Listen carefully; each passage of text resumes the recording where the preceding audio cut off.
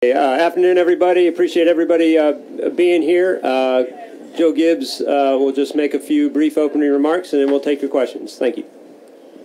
Yeah, I'd like to start by saying when you're faced with something like this, you want to make sure you do it the right way and go through it the right way. And that's very important for us. Obviously, all of our employees at Joe Gibbs Racing, all 450 of them, and all of our partners, this is a very important deal for us. Hopefully, what I say here today comes across that way, and the way we work through this, it comes across that way. So this is very important for us, and we want to treat it that way. First of all, I want to say that we value our NASCAR partnership very much. We've been together, working together for 22 years, and we value our relationship with them, and certainly we do not want to be on the wrong side of any rules. That's our goal. So I wanted to emphasize that. The third thing I want to make a point of is we have a great partner in TRD. Over the 6 years we've been together, at different times, this is a big deal. A lot of things come up. NASCAR is a big deal for us and a big deal for TRD. It's what we live. And through the process over these 6 years, at different times, we've stood behind them as we go through something and support and be there with them. And at different times, they've been behind us. And that's what good partners do. And we think we have a great partnership with them. And we're going to stand together and work our way through this. And again, try and handle it the right way. We believe that we're going to be together for a long time. You know, we have a long-time partnership, and we want to make sure we handle everything the right way, and we want to make sure that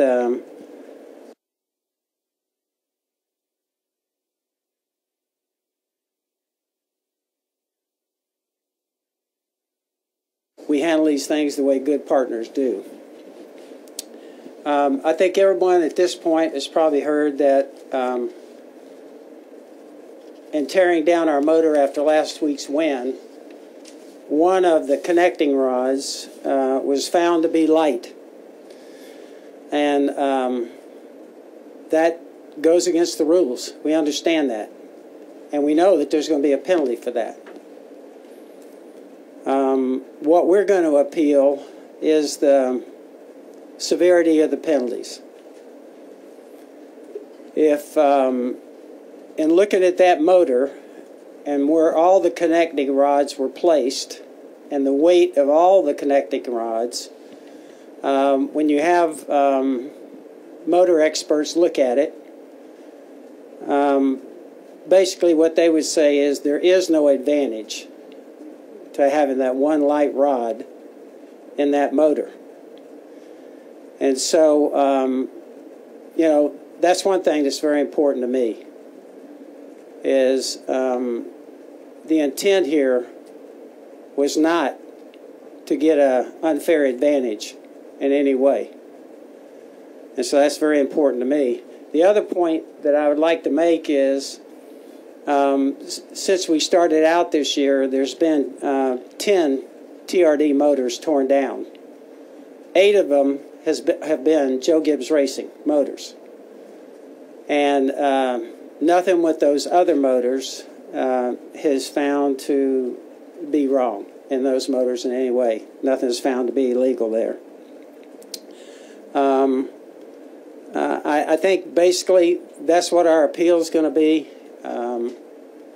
We want to go forward and go through that process, and what we'll be appealing will be the severe nature of the penalties. Okay, I think we have a couple mics going to the room. Why don't we just start right here in the middle with Jenna and then go to Claire. And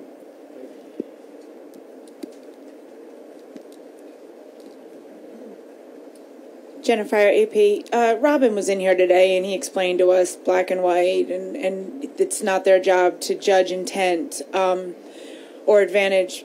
Why do you think that they were so hard on you guys, and why did they come after the team when it's clear to everyone that the team had nothing to do with this? Right. Well, let me address one thing first there that you mentioned, intent. For me, personally, in my entire life and every decision, just about every decision I've made, I felt like intent was very important. Whether it was somebody doing something in a situation where somebody has done something maybe against me, the first thing I wanted to know is what was their intent. Was it an accident? Was it a mistake?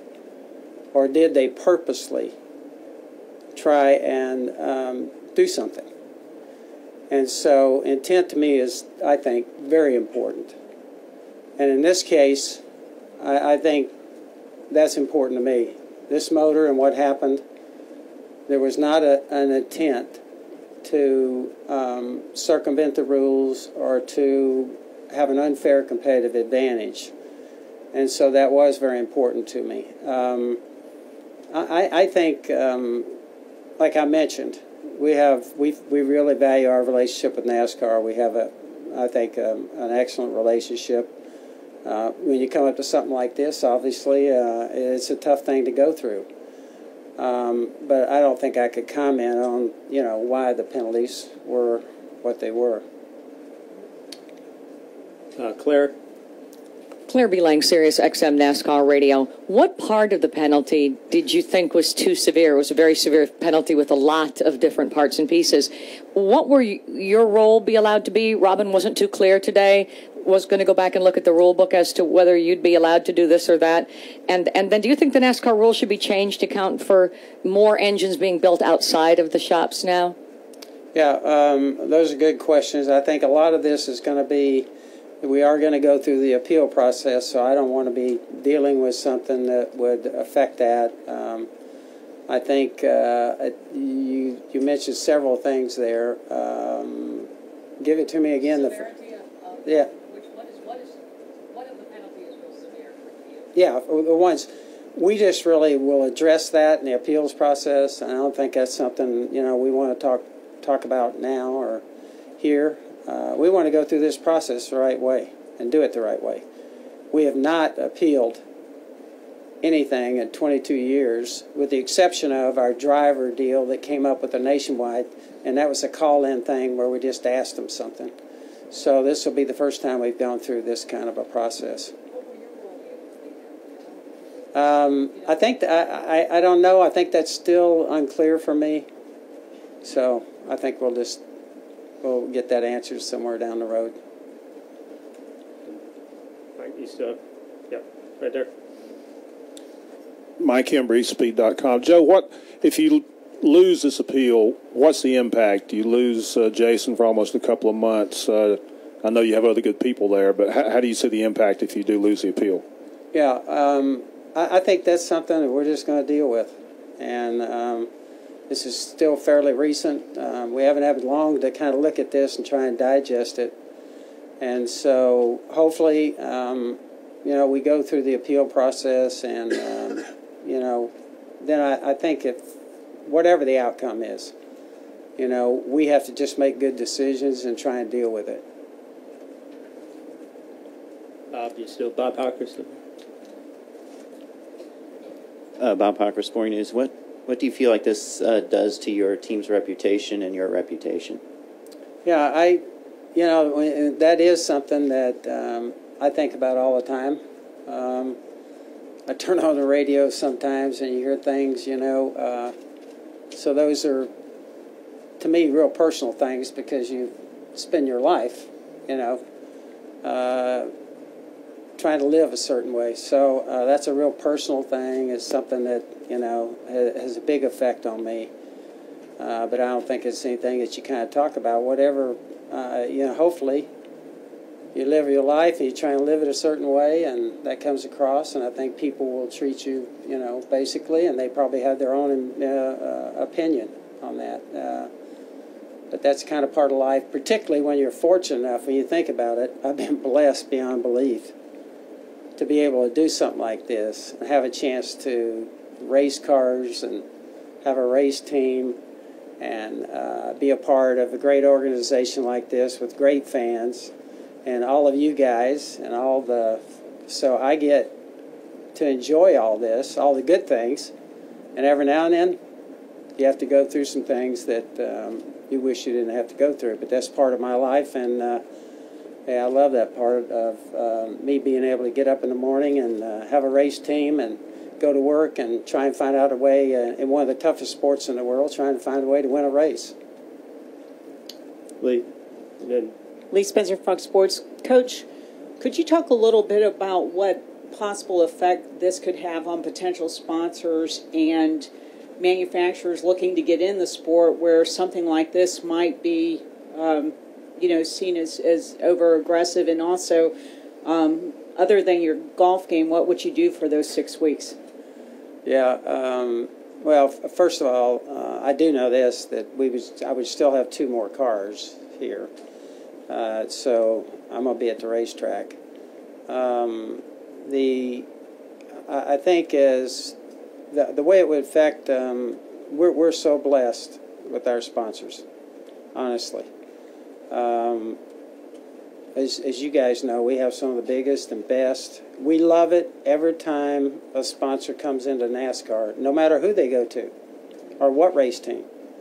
We love that aspect of our sport because I love our sport particularly because of that. In football, you don't need sponsors. You're going to play no matter what. Over here, sponsors play a very important role. I love that aspect, the personal relationships you develop. I got great friends there. I really enjoy that, and that's the reason why this is a real important deal to us, and we want to make sure we handle it the right way. okay, you have the mic here, and then we'll go to Jim, and then we'll go back over here. Stan Creekmore with RPM tonight, Joe. Throughout your entire sports career, not just racing, but everywhere else as well, have you ever been faced with such an extreme penalty, and over the last 4 or 5 days or week or whatever, how much of your sleep has this robbed from you? I think, like I mentioned, I kind of look at it as when you're in things that are exciting and they're big, and you get to do great things.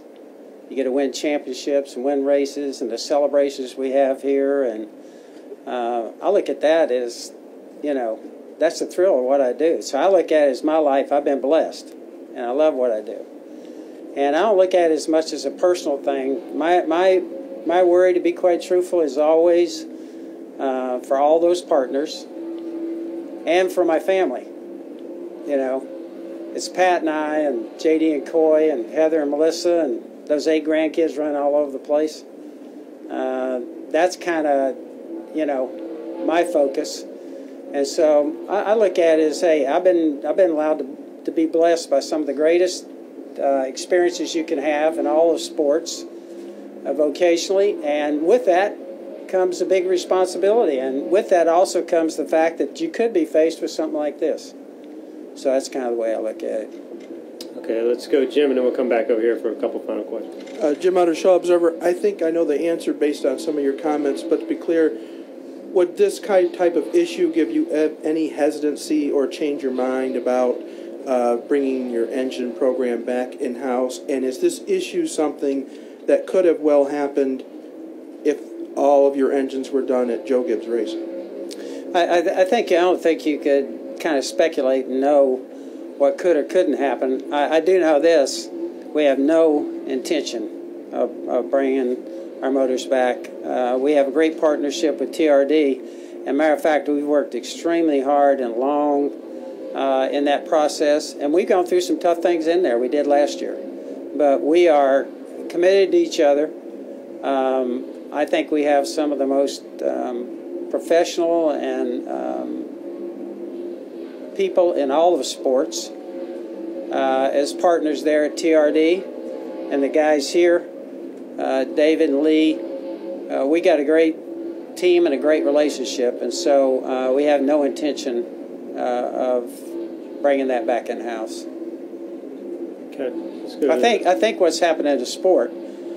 I may not be correct on this, but I think we've counted up. There's 8 different teams over the last, I think, like 7 or 8 years that have chosen to, instead of doing their own motors, have moved in a different direction. That's part of the sport. That's what's changed. You know, Fords, you have, you know, all the Ford people dependent on Yates, and in our case, the Toyota people working with TRD and dependent on TRD.